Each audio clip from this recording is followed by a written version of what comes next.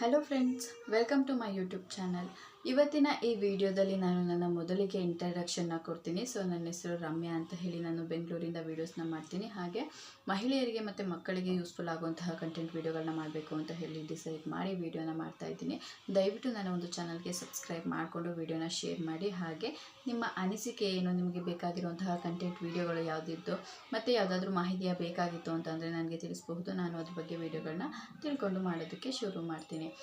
ಇವತ್ತು ನಾನು ಮೊದಲನೇ ವೀಡಿಯೋ ಮಾಡ್ತಾ ಇರೋದು ಏನು ಅಂತ ಅಂದರೆ, ಇವಾಗ ಮದುವೆ ಆಗಿ ಸ್ವಲ್ಪ ದಿನ ಫ್ಯಾಮಿಲಿ ಪ್ಲ್ಯಾನಿಂಗ್ನ ಮಾಡ್ಕೋತಾರೆ ಅಂಥವ್ರಿಗೆ ಏನು ಸಲಹೆನ ಕೊಡ್ತೀನಿ ಅಂತ ಹೇಳಿ ನಾನು ಈ ಒಂದು ವಿಡಿಯೋದಲ್ಲಿ ತಿಳಿಸ್ಕೊಡ್ತಾ ಇದ್ದೀನಿ. ನನಗೆ ಮದುವೆ ಆಗಿ 4 ವರ್ಷದ ಒಬ್ಬಳು ಮಗಳಿದ್ದಾಳೆ. ನಾನು ತಿಳ್ಕೊಂಡಿರುವಂತಹ ವಿಷಯಗಳನ್ನ ಕೂಡ ನಿಮಗೆ ಹೇಳೋದಕ್ಕೆ ಪ್ರಯತ್ನ ಪಡ್ತಾ ಇದ್ದೀನಿ. ಇದು ಮದುವೆ ಆಗಿ ಫ್ಯಾಮಿಲಿ ಪ್ಲ್ಯಾನಿಂಗ್ನ ಯಾರು ಮಾಡ್ಕೋಬೇಕು ಅಂತ ಅಂದ್ಕೊಂಡಿದ್ದೀರಾ ಅಂಥವ್ರಿಗೆ ಯೂಸ್ಫುಲ್ ಆಗುವಂತಹ ಒಂದು ಕಂಟೆಂಟ್ ವೀಡಿಯೋ. ಮೊದಲಿಗೆ ಇಂಟ್ರಡಕ್ಷನ್ ಕೊಟ್ಟಿದ್ದೀನಿ. ಯಾವುದ್ರ ಬಗ್ಗೆ ವೀಡಿಯೋ ಮಾಡ್ತಾ ಇದ್ದೀನಿ ಅಂತ ಕೂಡ ಹೇಳಿದ್ದೀನಿ. ಬನ್ನಿ ಹಾಗಿದ್ರೆ ನೋಡೋಣ ವಿಡಿಯೋದಲ್ಲಿ ನಿಮಗೆ ಉಪಯುಕ್ತ ಆಗಿರುವಂತಹ ಮಾಹಿತಿ ಎಷ್ಟಿದೆ ಅಂತ ಹೇಳಿ. ಮೊದಲಿಗೆ ಇವಾಗ ನೀವು ಮದುವೆ ಆಗಿರ್ತೀರ, ಕೆಲವರಿಗೆ ಫ್ಯಾಮಿಲಿನಲ್ಲೇ ಹೇಳ್ತಾ ಇರ್ತಾರೆ ಬೇಗ ಮಗು ಮಾಡ್ಕೊಂಬಿಡಿ, ವಯಸ್ಸಾಗುತ್ತೆ ಹಾಗೆ ಹೇಗೆ ಅಂತ ಹೇಳಿ. ಇವಾಗಿನ ಕಾಲದ ಜನ್ರೇಷನ್ನಲ್ಲಿ ಮದುವೆ ಆಗಿರುವಂತಹವರು ಲೇಟಾಗಿ ಮದುವೆ ಆಗಿರ್ತಾರೆ. ಯಾಕಂದರೆ ಅವರ ಒಂದು ಎಜುಕೇಷನ್ ಆಗಿರ್ಬೋದು, ಜಾಬ್ ಆಗಿರ್ಬೋದು, ಸೆಟಲ್ ಆಗಿರ್ಬೋದು, ಮನೆ ಇದನ್ನೆಲ್ಲ ಸ್ವಲ್ಪ ಲೈಫ್ನ ಸೆಟಲ್ ಮಾಡಿಕೊಂಡು ಮದುವೆ ಆಗಿರ್ತಾರೆ. ಇನ್ನು ಕೆಲವರು ಇನ್ನೂ ಫುಲ್ ಸೆಟಲ್ ಆಗಿ ಮಕ್ಕಳನ್ನ ಮಾಡ್ಕೋಬೇಕು ಅನ್ನೋಥರ ಕೂಡ ಪ್ಲ್ಯಾನ್ ಮಾಡಿರ್ತಾರೆ. ಇವಾಗಿನ ಒಂದು ಸಿಚುವೇಷನ್ನಲ್ಲಿ ಹೆಣ್ಮಕ್ಳು ಒಂದು 25ರ ಮೇಲೆ, ಗಂಡು ಮಕ್ಕಳು ಒಂದು 30 ವಯಸ್ಸಿನ ಮೇಲೆ ಮದುವೆ ಆಗ್ತಾ ಇದ್ದಾರೆ. ಅಂಥವ್ರಿಗೆ ನನ್ನ ಕಡೆಯಿಂದ ಒಂದು ಸಲಹೆ ಅಷ್ಟೇ. ಇವಾಗ ಮದುವೆ ಆಗಿರ್ತೀರ, ಮಕ್ಕಳು ಮಾಡ್ಕೋಬೇಕು ಅಂತ ಅನ್ನೋದಕ್ಕೆ ನೀವು ಪ್ಲ್ಯಾನಿಂಗ್ನ ಮಾಡ್ಕೋತಾ ಇರ್ತೀರ. ಅದಕ್ಕೂ ಮುಂಚೆ ನೀವು ನಿಮಗೆ ಒಬ್ಬರು ಡಾಕ್ಟರ್ ಸಜೆಷನ್ನ ನೀವು ತೊಗೋಬೇಕಾಗುತ್ತೆ. ನಮಗೇನಾದರೂ ಪ್ರಾಬ್ಲಮ್ ಇದೆಯಾ, ಥೈರಾಯ್ಡ್ ಇರ್ಬೋದು, PCOD ಆಗಿರ್ಬೋದು, ಮತ್ತು ಗಂಡು ಮಕ್ಕಳಿಗೆ ಅವರಿಗೆ ಸಂಬಂಧಿಸಿದಂತೆ ಯಾವುದಾದ್ರೂ ಕಾಯಿಲೆಗಳು ಅಂದರೆ ಏನಾದರೂ ಪ್ರಾಬ್ಲಮ್ ಇದೆಯಾ, ಹೆಲ್ತ್ ಇಶ್ಯೂಗಳು ಅಂತ ಹೇಳಿ ನೀವು ಮೊದಲಿಗೆ ಚೆಕ್ ಮಾಡಿಸ್ಕೋಬೇಕು. ಚೆಕ್ ಮಾಡಿಸ್ಕೊಂಡ ನಂತರ ನೀವು ಫ್ಯಾಮಿಲಿ ಪ್ಲ್ಯಾನಿಂಗ್ನ ಮಾಡ್ಕೋಬೇಕಾಗತ್ತೆ. ಅದಕ್ಕೂ ಮುಂಚೆನೇ ನಾವೇ ಡಿಸೈಡ್ ಮಾಡ್ಕೋತೀವಿ ಅಂತಂದರೆ ಇವಾಗಿನ ಒಂದು ಫುಡ್ ಆಗಿರ್ಬೋದು, ಇವಾಗಿನ ಒಂದು ವಾತಾವರಣ ಆಗಿರ್ಬೋದು, ಇವಾಗಿನ ಕಾಯಿಲೆಗಳಾಗಿರ್ಬೋದು ಯಾವಾಗ ಯಾವ ಥರ ಇರುತ್ತೆ ಅಂತ ಹೇಳೋದಕ್ಕೆ ಬರೋದಿಲ್ಲ. ಹಾಗಾಗಿ ನೀವು ಮೊದಲಿಗೆ ನಿಮ್ಮ ಒಂದು ಡಾಕ್ಟರ್ ಸಜೆಷನ್ನ ತೊಗೋಬೇಕಾಗತ್ತೆ. ನಿಮಗೇನೋ ಪ್ರಾಬ್ಲಮ್ ಇಲ್ಲ, ನೀವು 1 ಇಯರ್ ಆಗಿರ್ಬೋದು, 2 ಇಯರ್ ಆಗಿರ್ಬೋದು, ಅಥವಾ 3 ಇಯರ್ ಆಗಿರ್ಬೋದು, ಇಷ್ಟರಲ್ಲಿ ನೀವು ಫ್ಯಾಮಿಲಿ ಪ್ಲ್ಯಾನಿಂಗ್ನ ಮಾಡ್ಕೋಬಹುದು ಅಂತ ಹೇಳಿದ್ರೆ ನೀವು ಆವಾಗ ಫ್ಯಾಮಿಲಿ ಪ್ಲ್ಯಾನಿಂಗ್ನ ಮಾಡ್ಕೊಳ್ಳೋದಕ್ಕೆ ಶುರು ಮಾಡಬೇಕು. ಆವಾಗ ನಿಮಗೆ ಹೇಗಿರುತ್ತೆ ಅಂತಂದರೆ, ನಮಗೆ ನೆಕ್ಸ್ಟ್ ಏನಾದರೂ ಪ್ರಾಬ್ಲಮ್ ಬಂದರೂ ಕೂಡ ನಾವು ಡಾಕ್ಟರ್ ಹತ್ರ ಸಜೆಷನ್ನ ತೊಗೋಬಹುದಾಗಿರುತ್ತೆ. ಇವಾಗ ನಮ್ಗೆ ಯಾವುದೇ ರೀತಿ ಕಾಯಿಲೆ ಇಲ್ಲ ಅಂತ ಅಂದಾಗ ನಮಗೆ ಒಂದು ಧೈರ್ಯ ಇರುತ್ತೆ. ನಾವು ಅದಕ್ಕೂ ಮುಂಚೆನೇ ಏನು ಮಾಡ್ತೀವಿ ಅಂತ ಅಂದರೆ, ನಮಗೆ ನಾವೇ ಡಾಕ್ಟರ್ಗಳಾಗ್ಬಿಟ್ಟಿರ್ತೀವಿ. ನಾವೇ ಅಂದ್ಕೊಂಡು ಫ್ಯಾಮಿಲಿ ಪ್ಲ್ಯಾನಿಂಗ್ನ ಮಾಡ್ಕೋತೀವಿ. ಹಾಗೆ ಮಾಡ್ಕೊಳ್ಳೋದ್ರಿಂದ ಹೆಲ್ತ್ ಪ್ರಾಬ್ಲಮ್ ಆಗುತ್ತೆ. ನೀವು ಮೊದಲಿಗೆ ನೀವು ಡಾಕ್ಟರ್ ಹತ್ರ ಹೋಗಿ ಸಜೆಷನ್ನ ತೊಗೊಂಡು ಆಮೇಲೆ ನೀವು ಫ್ಯಾಮಿಲಿ ಪ್ಲ್ಯಾನಿಂಗ್ನ ಮಾಡ್ಕೋಬೇಕಾಗಿರುತ್ತೆ.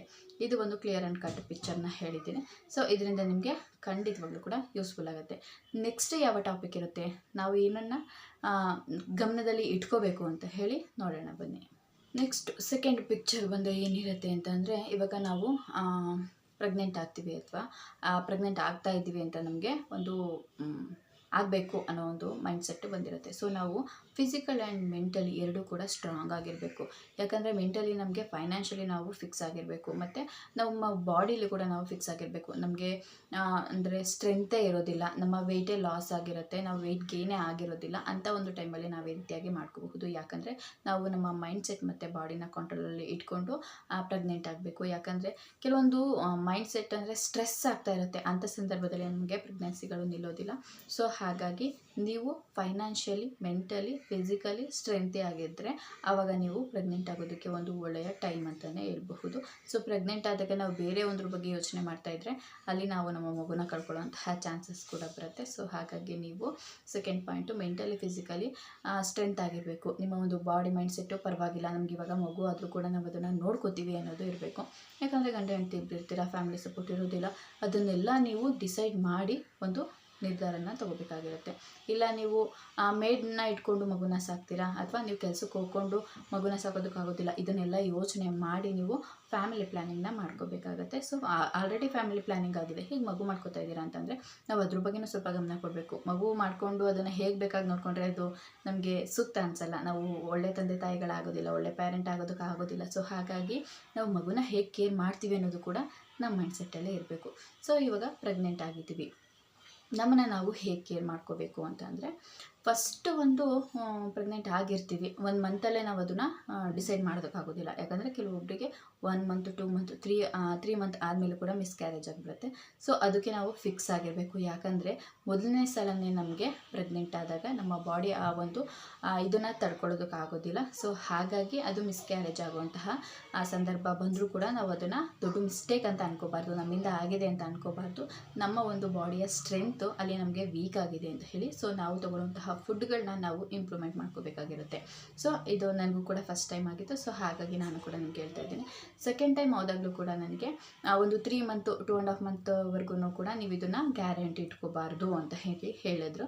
ಸೊ ಅದು ಆಗಿರ್ತೀವಿ, ಗ್ಯಾರಂಟಿ ಇಟ್ಕೋಬಾರ್ದು ಹಾಗಂತ ನಾವು ನೆಗ್ಲೆಕ್ಟ್ ಮಾಡಿ ಓಡಾಡೋಕ್ಕಾಗೋದಿಲ್ಲ. ನಾವು ಅದನ್ನು ಹೇಗೆ ಕ್ಯಾರಿ ಮಾಡ್ತೀವಿ, ನಾವು ಹೇಗೆ ನೋಡ್ಕೋತೀವಿ, ನಮ್ಮನ್ನ ನಾವು ಹೇಗೆ ಕಾಪಾಡ್ಕೋತೀವಿ ಅನ್ನೋದ್ರ ಮೇಲೆ ಕೂಡ ನಾವು ನಮ್ಮ ಮಗುನ ಉಳಿಸ್ಕೋಬೋದಾಗಿರುತ್ತೆ. ಸೊ ಇವಾಗ ನಾವು ಪ್ರೆಗ್ನೆಂಟ್ ಆಗಿರ್ತೀವಿ, 1 ಮಂತ್ ಕಂಪ್ಲೀಟ್ ಆಗುತ್ತೆ. 1 ಮಂತ್ ಕಂಪ್ಲೀಟ್ ಆದಮೇಲೆ ನಾವು ಚೆಕ್ ಮಾಡ್ತೀವಿ. ಒಂದು ಆ ಪ್ರೆಗ್ನೆನ್ಸಿ ಕಿಟ್ ಏನಿರುತ್ತೆ ಅದರಲ್ಲಿ ಚೆಕ್ ಮಾಡ್ತೀವಿ. ಸೊ ಚೆಕ್ ಮಾಡಿ ಆದಮೇಲೆ ನಾವು ಅದನ್ನು ಡಾಕ್ಟರ್ ಹತ್ರ ಸಜೆಷನ್ ತೊಗೋಬೇಕಾಗುತ್ತೆ. ಸೊ ಅವ್ರು ಹೇಳ್ತಾರೆ ಒಂದು 2 ಮಂತ್ಸು 3 ಮಂತ್ಸ್ವರೆಗೂ ಗ್ಯಾರಂಟಿ ಇರಲ್ಲಮ್ಮ, ನೀವು ಸ್ವಲ್ಪ ಚೆನ್ನಾಗಿ ನೋಡ್ಕೊಳ್ಳಿ, ಆಮೇಲೆ ನಿಮಗೆ ಕನ್ಫರ್ಮ್ ಮಾಡ್ತೀವಲ್ವಾ ಅಂತ ಹೇಳಿ 2 ಮಂತ್ವರೆಗೂ ಕೂಡ ಗ್ಯಾರಂಟಿನ ಕೊಟ್ಟಿರೋದಿಲ್ಲ. ಸೊ ಹಾಗಾಗಿ ಇವಾಗಿನ ಫುಡ್ಡು ಮತ್ತು ಇದಕ್ಕೆ ಸೊ ನಾನು ಹೇಳ್ತಾ ಇರೋದು ಪರ್ಫೆಕ್ಟ್ ಮ್ಯಾಚ್ ಅಂತಲೇ ಹೇಳ್ಬಹುದು. ಹಾಗಾಗಿ ಆಮೇಲೆ ನೀವು ಇವಾಗ ಪ್ರೆಗ್ನೆಂಟ್ ಆಗಿದ್ದೀರಾ, ಸೊ ನಾವು ನಮ್ಮ ಮಗುನ ಹೇಗೆ ಕಾಪಾಡ್ಕೋಬೇಕು ಅಂದರೆ ಜಾಸ್ತಿ ನಾವು ಫ್ರೂಟ್ಸ್ನ ತಿನ್ನಬೇಕು, ವೆಜಿಟೇಬಲ್ಸ್ನ ತಿನ್ನಬೇಕು. ಸೊ ಹೀಗೆ ನಮ್ಮ ಬಾಡಿಯಿಂದ ನಮ್ಮ ಒಂದು ಬ್ಲಡ್ ಆಗಿರ್ಬೋದು, ನಮ್ಮ ಬಾಡಿ ಸ್ಟ್ರೆಂತ್ ಆಗಿರ್ಬೋದು, ನಾವು ಅದನ್ನು ಎನರ್ಜಿ ಲೆವೆಲ್ನ ಜಾಸ್ತಿ ಮಾಡ್ಕೋತಾ ಹೋದರೆ ನಾವು ನಮ್ಮ ಮಗುನ ಕಾಪಾಡ್ಕೋಬೋದಾಗಿರುತ್ತೆ. ಸೊ ವೆಯ್ಟ್ ಎಲ್ಲ ಜಾಸ್ತಿ ಎತ್ತಬಾರ್ದು, ಹಾಗೆ ಬಗ್ಗೆ ಎಲ್ಲ ಕೆಲಸ ಮಾಡಬಾರ್ದು, ಮತ್ತು ಕೆಮ್ಮಾಗಬಾರ್ದು.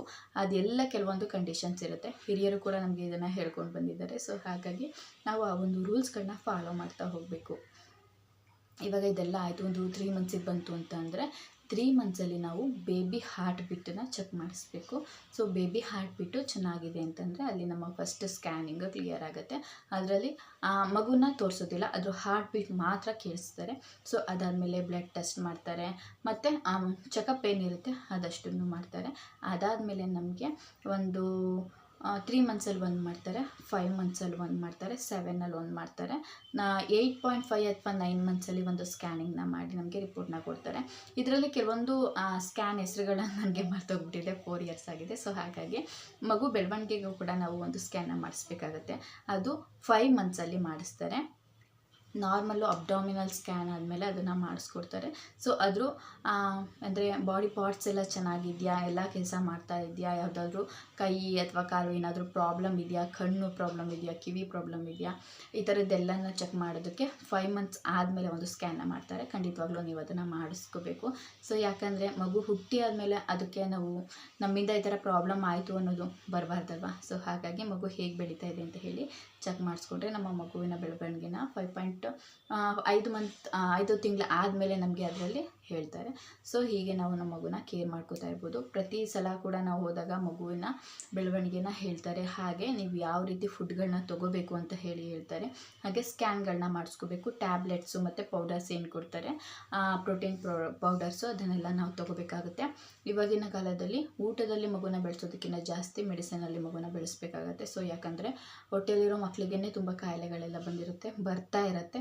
ಬರೋದು ಬೇಡ, ಯಾವ ಮಕ್ಕಳಿಗೂ ಕೂಡ ಬರುತ್ತೆ. ಸೊ ಹಾಗಾಗಿ ಅಂಥ ಮಕ್ಕಳಿಗೆ ನಾವು ಕೇರ್ ಮಾಡಬೇಕು ಅಂತಂದರೆ ನಾವು ನಮ್ಮ ಹೆಲ್ತನ್ನು ಡಾಕ್ಟರ್ ಹತ್ರ ಸಜೆಷನ್ನ ತೊಗೊಂಡು ನಾವು ಕ್ಲಿಯರ್ ಮಾಡ್ಕೋಬೇಕಾಗತ್ತೆ. ಸೊ ಹಾಗಾಗಿ ನಮ್ಮ ಮಗುವಿನ ಬೆಳವಣಿಗೆ ನಾವು ಕೊಡುವಂತಹ ಒಂದು ಪ್ರೋತ್ಸಾಹ ಇದಾಗಿರುತ್ತೆ. ಮತ್ತು ಇವಾಗ ಪ್ರೆಗ್ನೆಂಟ್ ಆಗಿರ್ತೀರ ಅಂತ ಇಟ್ಕೊಳ್ಳಿ, ಅದನ್ನು ನಾವು ಹೇಗೆ ಫೇಸ್ ಮಾಡ್ತೀವಿ. ಕೆಲವೊಬ್ಬರಿಗೆ ಒಬ್ಬರೇ ಇದ್ದರೆ ಫ್ರಸ್ಟ್ರೇಷನ್ ಆಗುತ್ತೆ, ತುಂಬ ಟೆನ್ಷನ್ ಆಗ್ತಾ ಇರುತ್ತೆ, ಭಯ ಪಡ್ಕೋತಾ ಇರ್ತಾರೆ. ಅಂಥ ಒಂದು ಟೈಮಲ್ಲಿ ನೀವು ಧೈರ್ಯವಾಗಿರಬೇಕು, ಜೊತೆಗೆ ಯಾರಾದರೂ ಇರಬೇಕು ಅಂತ ಹೇಳಿ ಖಂಡಿತವಾಗ್ಲೂ ಬಯಸ್ತಾರೆ. ಸೊ ಜೊತೆಗೊಬ್ಬರು ಇತ್ತು ಅಂತಂದರೆ ಹೆಣ್ಮಕ್ಳಿಗೆ ಭಯ ಇರೋದಿಲ್ಲ, ಧೈರ್ಯವಾಗಿ ಇರ್ತಾರೆ. ಅದಾದಮೇಲೆ ನಾವು ತಿನ್ನೋ ಫುಡ್ಗಳಿಂದ ಕೆಲವೊಂದು ವಾಮಿಟ್ ಸೆನ್ಸೇಷನ್ ಬರ್ತಾ ಇರುತ್ತೆ. ಕೆಲವೊಬ್ಬರಿಗೆ ಒಂದೊಂದು ಫುಡ್ ಆಗಿರ್ಬೋದು ಅಥವಾ ಕುಕ್ಕಿಂಗಲ್ಲಿ ಸ್ಮೆಲ್ಗಳಾಗ್ತಾ ಇರೋದಿಲ್ಲ. ಒಬ್ಬೊಬ್ಬರಿಗೆ ಕಾಫಿ ಪೌಡರ್ ಸ್ಮೆಲ್ ಆಗೋಲ್ಲ, ಕೆಲವರಿಗೆ ಅದೇ ತುಂಬ ಇಷ್ಟ ಆಗುತ್ತೆ. ರೈಸ್ ಮಾಡೋದು ಇಷ್ಟ ಆಗೋದಿಲ್ಲ, ಕೆಲವರಿಗೆ ಅದೇ ತುಂಬ ಇಷ್ಟ ಆಗುತ್ತೆ. ಸೊ ಹಾಗಾಗಿ ಮತ್ತು ವಾಮಿಟ್ ಬರ್ತಾ ಇರುತ್ತೆ. ಕೆಲವೊಬ್ಬರಿಗೆ 1 ತಿಂಗಳಿಂದ ಶುರುವಾಗಿರುವಂತಹ ವಾಮಿಟ್ಟು 9 ಮಂತ್ಸ್ವರೆಗೂ ಕೂಡ ಕಂಟಿನ್ಯೂಸ್ ಆಗಿ ಬರ್ತಾ ಇರುತ್ತೆ. ಏನು ಫುಡ್ ತಿಂದ್ರೂ ಹಾಗೆ ಆಗ್ತಾ ಇರುತ್ತೆ. ತಿನ್ನೋದಕ್ಕೆ ತುಂಬ ಹೊಟ್ಟೆ ಹಸಿವಾಗ್ತಾ ಇರುತ್ತೆ. ಸೊ ಹಸಿವಾಗ್ತಾ ಇದೆ ಅಂತ ತಿಂದು ಒಂದು 5 ಮಿನಿಟ್ಸಲ್ಲಿ ಫುಲ್ ವಾಮಿಟ್ ಆಗಿಬಿಡುತ್ತೆ. ಸೊ ಅಂಥವ್ರಿಗೆ ಏನು ಅಂತಂದರೆ ನೀವು ಲಿಕ್ವಿಡ್ ಫುಡ್ಗಳನ್ನ ತೊಗೋಬೇಕಾಗಿರುತ್ತೆ. ಇವಾಗ ಜ್ಯೂಸ್ ಆಗಿರ್ಬೋದು, ನಾವು ಮನೆಯಲ್ಲೇ ಹಣ್ಣುಗಳನ್ನ ತೊಗೊಂಡು ಬಂದು ಜ್ಯೂಸ್ ಮಾಡ್ಕೊಂಡು ಕುಡಿಬಹುದು. ಮತ್ತು ಮಜ್ಜಿಗೆಯಲ್ಲಿ ಅನ್ನ ತಿನ್ನೋದು ಅಥವಾ ರಾಗಿ ಗಂಜಿಗಳನ್ನ ಮಾಡ್ಕೊಂಡು ಕುಡಿಯೋದು, ಈ ಥರ ಲಿಕ್ವಿಡ್ ಫುಡ್ಗಳನ್ನ ತಿಂತಾ ಬರಬೇಕು. ಒಬ್ಬೊಬ್ಬರಿಗೆ 3 ಮಂತ್ಸಿಗೆ ಸ್ಟಾಪ್ ಆಗಿಬಿಡುತ್ತೆ, ಕೆಲವೊಬ್ಬರಿಗೆ 5 ಮಂತ್ಸಿಗೆ ಸ್ಟಾಪ್ ಆಗುತ್ತೆ, ಕೆಲವರಿಗೆ 7, ಇಲ್ಲಾಂದರೆ ಕೆಲವರಿಗೆ 9 ಮಂತ್ಸ್ ಡೆಲಿವರಿಗೆ ಆಗೋವರೆಗೂ ಕೂಡ ವಾಮಿಟ್ ಸೆನ್ಸೇಷನ್ ಇರುತ್ತೆ. ಸೊ ಇದಕ್ಕೆಲ್ಲ ಭಯಪಡುವಂತಹ ಅವಶ್ಯಕತೆ ಇಲ್ಲ. ಕೆಲವೊಬ್ಬರು ಬಾಡಿ ಮೇಲೆ ಡಿಪೆಂಡ್ ಆಗಿ ಈ ಒಂದು ಗುಣಗಳು ಬಂದಿರುತ್ತೆ. ಸೊ ಇದ್ರ ಬಗ್ಗೆ ನೀವೇನು ಭಯಪಟ್ಕೊಳ್ಳುವಂತಹ ಅವಶ್ಯಕತೆ ಇಲ್ಲ. ಕೆಲವೊಂದಷ್ಟು ಮಹಿಳೆಯರಿಗೆ ಪ್ರೆಗ್ನೆನ್ಸಿ ಟೈಮಲ್ಲಿ ಫೈಲ್ಸ್ ಕೂಡ ಬಂದಿರುತ್ತೆ. ಸೊ ಹಾಗಾಗಿ ಅದಕ್ಕೂ ಕೂಡ ಭಯಪಟ್ಕೊಳ್ಳೋಂಥ ಅವಶ್ಯಕತೆ ಇಲ್ಲ. ನಿಮಗೇನಾದರೂ PCOD ಈ ಥರ ಏನಾದರೂ ಥೈರಾಯ್ಡು ಈ ಥರ ಪ್ರಾಬ್ಲಮ್ಸ್ ಇತ್ತು ಅಂತಂದರೆ ನೀವು ಡಾಕ್ಟರ್ ಹತ್ರ ಸಜೆಷನ್ನ ತೊಗೋಬೇಕು. ಅದಕ್ಕೂ ಕೂಡ ಎಕ್ಸ್ಟ್ರಾ ಮೆಡಿಸಿನ್ ಇರುತ್ತೆ, ಟ್ರೀಟ್ಮೆಂಟ್ ಇರುತ್ತೆ, ಅದನ್ನು ಕೂಡ ನೀವು ತೊಗೋಬೇಕಾಗತ್ತೆ. ಮತ್ತು ಮಗುವಿನ ಬೆಳವಣಿಗೆ ಬಗ್ಗೆ ನೀವು ತುಂಬಾ ಯೋಚನೆ ಮಾಡಬೇಕಾಗತ್ತೆ. ಸೊ ಹೀಗೆ ನೀವು ನಿಮ್ಮ ಮಗುವಿನ ಬಗ್ಗೆ ಒಂದು ಫ್ಯಾಮಿಲಿ ಪ್ಲ್ಯಾನಿಂಗ್ನ ಮಾಡ್ಕೋತೀರಾ ಅಂತಂದರೆ ಇದ್ರ ಎಲ್ಲ ವಿಚಾರಗಳು ನಿಮಗೆ ಗೊತ್ತಿರಬೇಕು. ಸೊ ಸಿಂಗಲ್ ಇರ್ತೀರಾ, ಹಸ್ಬೆಂಡ್ ಆ್ಯಂಡ್ ವೈಫ್ ಇರ್ತೀರಾ, ಮನೆಯಲ್ಲಿ ಕೆಲಸ ಮಾಡ್ತಾ ಇರ್ತೀರಾ, ನಿಮಗೆ ಕನ್ವೀನಿಯೆಂಟ್ ಇದೆ, ನಾವು ವರ್ಕ್ ಮಾಡಿಕೊಂಡು ಜರ್ನಿ ಮಾಡಿಕೊಂಡು ನಮ್ಮನ್ನು ನಾವು ಕ್ಯಾರಿ ಮಾಡ್ಕೋಬಹುದು ಅಂತ ಅಂದರೆ ಸೊ ಆರಾಮಾಗಿ ಮಾಡ್ಕೋಬಹುದು. ವರ್ಕ್ ಮಾಡೋ ಇದು ಎನ್ವಿರಾನ್ಮೆಂಟು ಚೆನ್ನಾಗಿಲ್ಲ, ನಂಗೆ ವರ್ಕ್ ಮಾಡೋದಕ್ಕೆ ಆಗೋದಿಲ್ಲ ಅಂತಂದರೆ ನೀವು ರೆಸ್ಟ್ ಮಾಡಬೇಕಾಗತ್ತೆ. ಆರಾಮಾಗಿ ನೀವು ಒಂದು 8 ಮಂತ್ಸ್ವರೆಗೂ ಕೂಡ ವರ್ಕ್ ಮಾಡ್ಕೋಬಹುದು, 9 ಮಂತ್ಸ್ವರೆಗೂ ಮಾಡ್ಕೋಬಹುದು. ಅದು ಅವರ ಒಂದು ಏನು ಲೇಡೀಸ್ ಇರ್ತಾರೆ ಅವರ ಒಂದು ಮೆಂಟಲಿ ಸ್ಟ್ರೆಂತನ್ನು ಅದು ತೋರಿಸುತ್ತೆ. ಸೊ 8 ಮಂತ್ವರೆಗೂ ಮಾಡಿಕೊಂಡ್ರೆ ಸಾಕು. ಆಮೇಲೆ ನೀವು ಸ್ವಲ್ಪ ಜಾಬನ್ನು ಕ್ವಿಟ್ ಮಾಡಿ ಡೆಲಿವರಿ ಅದನ್ನೆಲ್ಲ ಮುಗಿಸ್ಕೋಬೇಕಾಗತ್ತೆ. ಸೊ ಹೀಗೆ ಯಾರಾದರೂ ಫ್ಯಾಮಿಲಿ ಪ್ಲ್ಯಾನಿಂಗ್ನ ಮಾಡ್ಕೋತೀರಾ ಅಂತಂದರೆ ನಾನು ಹೇಳಿರೋಂತಹ ಇದಿಷ್ಟು ಒಂದು ವಿಷಯಗಳನ್ನ ನೀವು ತಲೆಯಲ್ಲಿ ಇಟ್ಕೊಂಡು ಒಂದು ಫ್ಯಾಮಿಲಿ ಪ್ಲ್ಯಾನಿಂಗ್ನ ಮಾಡ್ಕೊಳ್ಳಿ. ಮೆಂಟಲಿ ಫಿಸಿಕಲಿ ಸ್ಟ್ರೆಂತ್ ಆಗಿರಬೇಕು, ಇಬ್ಬರು ಕೂಡ ಒಬ್ರಿಗೊಬ್ಬರು ಸಪೋರ್ಟಿವ್ ಆಗಿರಬೇಕು.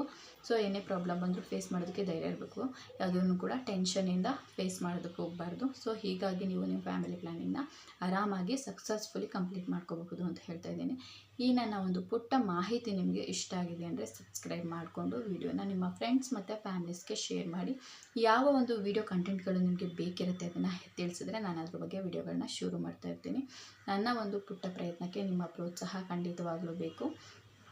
ಮಕ್ಕಳಿಗೂ ಕೂಡ ಏನಾದರೂ ಹೆಲ್ತ್ ಇಶ್ಯೂ ಇತ್ತು ಅಂತಂದರೆ ಅದ್ರ ಬಗ್ಗೆನೂ ಕೂಡ ತಿಳಿಸ್ಕೊಡ್ತೀನಿ. ನಾನು ಒಬ್ಬಳು ಗೃಹಿಣಿ ಆಗಿರೋದ್ರಿಂದ ನನಗೆ ಆಗಿರುವಂತಹ ಎಕ್ಸ್ಪೀರಿಯೆನ್ಸ್ಗಳ ಮೇಲೆ ನಿಮಗೆ ನಾನು ವಿಷಯಗಳನ್ನ ಶೇರ್ ಮಾಡ್ತೀನಿ. ಯಾವುದೇ ರೀತಿಯ ನಾನು ಮೆಡಿಕಲ್ ಸ್ಟೂಡೆಂಟ್ ಅಲ್ಲ ಅಥವಾ ಡಾಕ್ಟರ್ ಅಲ್ಲ, ನರ್ಸ್ ಅಲ್ಲ. ನನ್ನ ಒಂದು ಎಕ್ಸ್ಪೀರಿಯೆನ್ಸ್ ಪ್ರಕಾರ ನಾನು ನಿಮಗೆ ನನ್ನ ಮಾಹಿತಿನ ತಿಳಿಸ್ಕೊಡ್ತೀನಿ.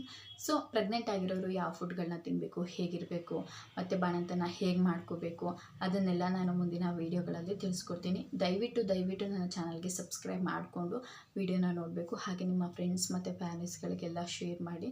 ಸಬ್ಸ್ಕ್ರೈಬ್ ಮಾಡ್ಕೊಳ್ಳೋದನ್ನು ಮರಿಬೇಡಿ. ಸಬ್ಸ್ಕ್ರೈಬ್ ಮಾಡ್ಕೊಳ್ಳೋದಕ್ಕೆ ಯಾವುದೇ ರೀತಿಯಾದಂತಹ ದುಡ್ಡುಗಳು ಕೊಡೋ ಹಾಗಿಲ್ಲ. ಸೊ ಫ್ರೀಯಾಗಿ ಸಬ್ಸ್ಕ್ರೈಬ್ನ ಮಾಡ್ಕೋಬಹುದು. ನಿಮ್ಮ ಒಂದು ಪುಟ್ಟ ಸಪೋರ್ಟಿನೊಂದಿಗೆ ನನಗೂ ಕೂಡ ಪ್ರೋತ್ಸಾಹನ ನೀಡಿ ಅಂತ ಹೇಳಿ ಈ ವಿಡಿಯೋನ ಇಲ್ಲಿಗೆ ಎಂಡ್ ಮಾಡ್ತಾ ಇದ್ದೀನಿ. ಧನ್ಯವಾದಗಳು. ಮುಂದಿನ ವಿಡಿಯೋದಲ್ಲಿ ಮತ್ತೆ ಸಿಗ್ತೀನಿ.